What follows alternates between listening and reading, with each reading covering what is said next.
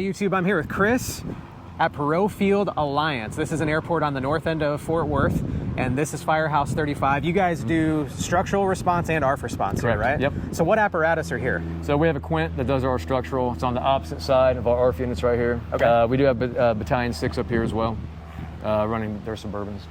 And then what all ARFF apparatus do you have?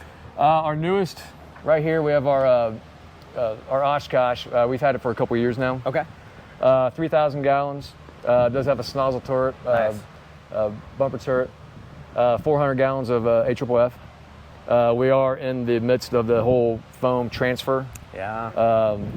Getting new folks for getting the PFAS and all that's, with our foams. Yeah. We also have an attack unit, 1,500 gallons right here. It's our smaller unit. Okay. And we have another 353, 3,000 gallons. It's one of our older units, but it also has a roof turret as well. You can see with both, we do have, you can't see on this one, and I'll show you later on once we start operating it, we do have a piercing nozzle as well. That was kind of fixed with the nozzle over here. These both are 6x6, and our attack unit is a 4x4. And what are these called on the radio? Is this Rescue or Red or? So yes, we have Rescue 35. This acts as our command unit, so we will have an officer and an engineer or firefighter on board this one acting as command. Okay. For any aircraft incident. We will run 353. It will have a single person, typically an engineer. He will be on the north side of our airport in event of alert, and then the attack will run, which will have also one person as well, will be on the south side of the airport. And so are there 4 personnel assigned to ARFF every day, or are some of those people jumping off of Quint 35 to staff? Nope, fully staffed. So ARFF, first and foremost, will be staffed with the 4 of us, and then the Quint separately on the structural side will be staffed with 4 folks as well. Nice. And then earlier we were talking about off-airport response. So there's another apparatus if there is a need for foam or crash off airport grounds that'll respond out. Possibly, yes. Possibly. We have one reserve unit on the other side, on the back side of our ARFF units right here, that we could utilize for something like that. And how do you get here to work on ARFF? Is this just like any other station bid that you could put in across the city? Well, you have to get your ARFF certification. For us, I got mine at DFW Airport. Okay. They have a huge training facility there where they do international. They do folks from around the country right there, DFW. Maybe some of your folks have been there for their training. And you have to recert every year. We do our live burns every year on our annual basis. And then, but yeah, you'll have to have an ARFF certification to work here. Speaking of on structural and ARFF side. That makes sense. So somebody over there, staffing-wise, can come over here as well. Yeah. And speaking of DFW, it might be a little confusing if you look on a map. These are close airports, DFW and this airport. Yeah. Mm-hmm. So what's the primary purpose of this airport versus DFW? Well, we would actually, if we do have storms coming in the area, we will have, this could be an area of refuge for inbound flights that if they have a storm cell over DFW, that they can land here as well. And they can line up here on Alpha. Wow. And wait for it to pass. Okay. That's happened numerous times. Primary purpose, we have general aviation, a lot of corporate, Amazon, which is huge here, and FedEx on the north side. It's also a maintenance facility and headquarters for Gulfstream. Oh, wow. Okay. And they will be moving their main headquarters later on in the following years over here as well.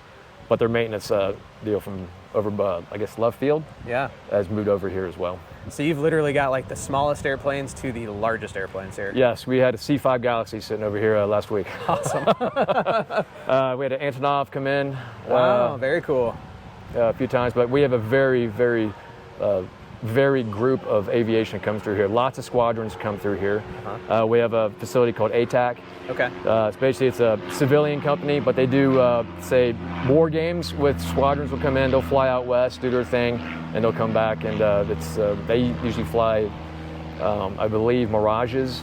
Okay. And they'll do their thing out west. Wow. So they're across the way on the southwest apron. That's awesome. Also, Amazon they run ATRs, they're propeller planes as well. You can't see it from our field farm. Once we make our way around, you'll be able to see it. There's a whole nother hangar area right over here. Okay. And maybe one of the Mirages will be hanging outside as well when we go over there. So we have airport radio. This is our regular city radio. And we have all of our other radios. A lot of times we'll communicate on our own during an incident. on our channel 16. Okay. So city, then airport. So we have tower and we have ground. Nice. And we can talk to the pilots too, if need be. Sure.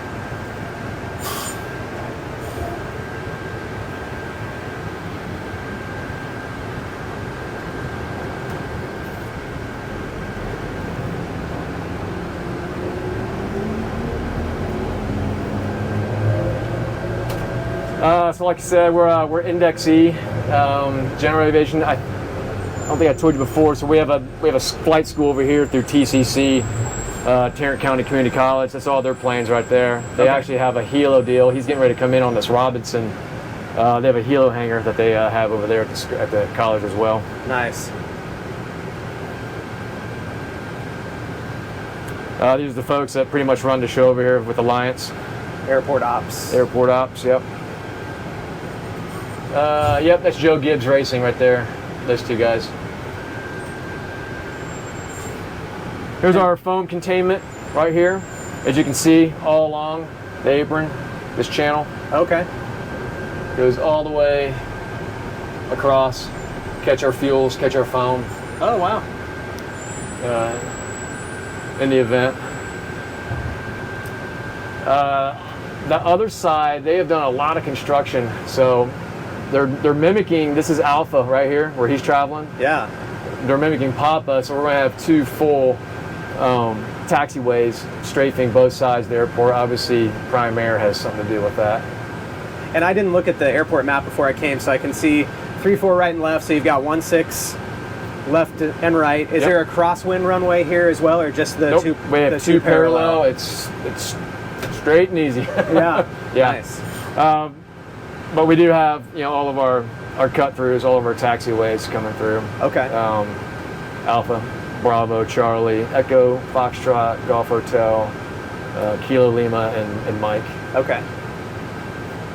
And you had mentioned earlier about racing, so people who may not be familiar with Fort Worth or where we're at, why are there So just racing? to the north of us is Texas Motor Speedway. So they're having a big race this weekend. This is pretty much a hub for folks who are flying in. Okay. So a lot of the race teams will make our way around.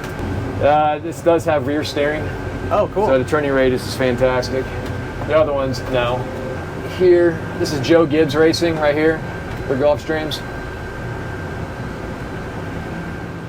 And then a lot of these planes right here, these are also race teams that are flying in that you'll see coming in during the race this weekend.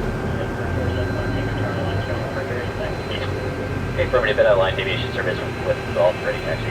Number 5, that's Tango Charlie, runway 16 left. He's talking to that guy right there. Information, Golf 16 left, yeah, Alpha, and we have Golf 475, Tango Charlie.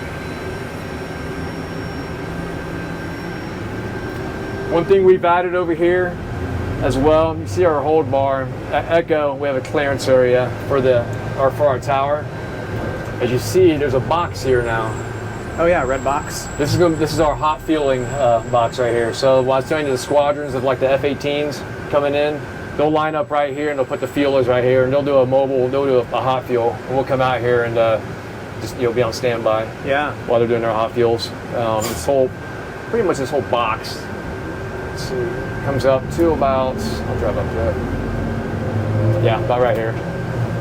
It's pretty quick coordinated event. One will line up and then they'll shuffle them on through, just like a little gas station. We have Earnhardt Racing, Hendricks Racing, Stewart. And then as we make our way up here, you see FedEx facility. It's up here on the right in front of us, but they're to the right. So that used to be where the cantilevered roof is. That used to be American Airlines' main maintenance facility. Okay. Now it's with Omni and a couple other outfits. So they'll take like 767s, 777s, and they'll outfit them with, making them real nice on the inside, almost big corporate jets, Yeah. And a lot of, I believe Omni's a big one, a lot overseas. There's some Saudi flights that come through here, and they do a lot of their maintenance over there. A host of NFL teams come through here now. The Patriots have their planes over there. and the Cardinals were just here. The Okay. Bears.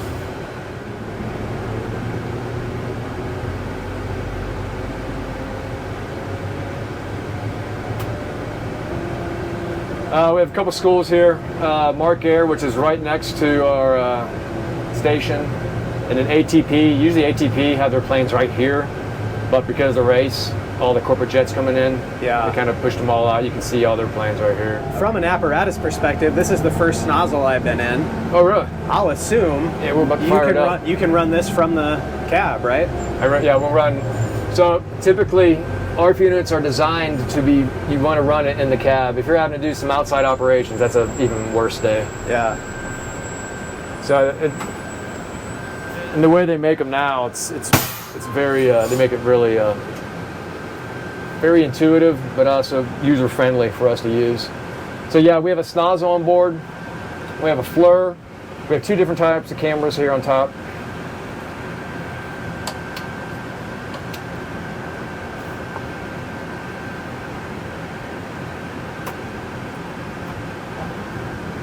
And up it goes. There you go. What's the boom length on this? This one's a 50. Okay. At pressure, I can get 600 gallons per minute on low, 1,200 on high. That'll get you about 150 foot reach. Wow. And then you I can run 300 off of our bumper. Okay. So pretty much a single-handed control down there. Yep. With that I got joystick. 2 buttons on each side for different functions. Okay.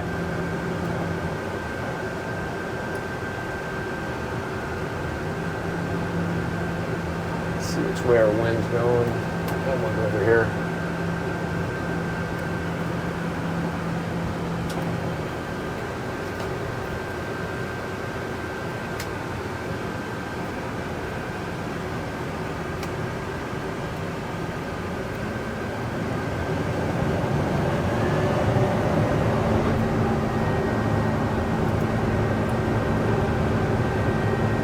That's awesome. So much more suppression flexibility with that arm. Oh my gosh, it helps out a lot. Yeah. And as you can see, we have all of our infrared. So I can read heat signatures. We can read heat signatures over there at at Amazon. Wow, that's incredible. Yeah, that's a help as well. So our piercing nozzle, we'll bring that out. It's actually bellied up on top. Oh. There we go. Oh wow, look at that. That's cool. Wow. So in the event that we have to penetrate the skin of the aircraft or a cargo container, this provides to be very helpful as well. And we can use our cameras to find out, we can kind of pinpoint in the aircraft if there is an internal fire. Our cameras, we can get up, especially at night, you can get some pretty good heat signatures. Yeah.